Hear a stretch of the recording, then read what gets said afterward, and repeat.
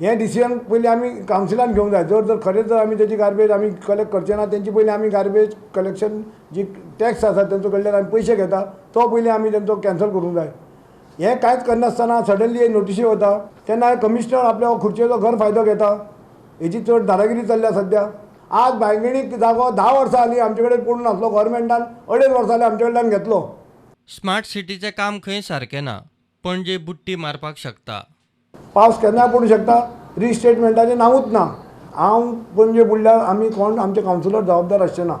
आयुक्तान नोटिशी दिल्यो तरी garbage collection बंद जावचें ना म्हूण महापौराचें उतर.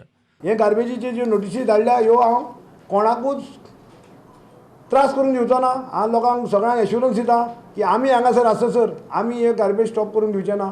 जे कितें समज ट्रिटमेंट करूंक जाय तेंच्या हितून ट्रिटमेंट ल्हान ल्हान प्लांट घालूंक जाय तो कॉस्ट आमी बेर करतलो. आतां सालिगांव प्लांटात सगळे कडचे कोयराचे दोंगर पडपाक लागिल्ल्यान आमदार मायकलांनी इश्यू केला. संकट पणजेकारांचेर. वेंचणूक तेंकले आसतना सरकार आनी महापालिकेचे कोयराचें राजकारण. प्रुडंटा खातीर चेतन गवस.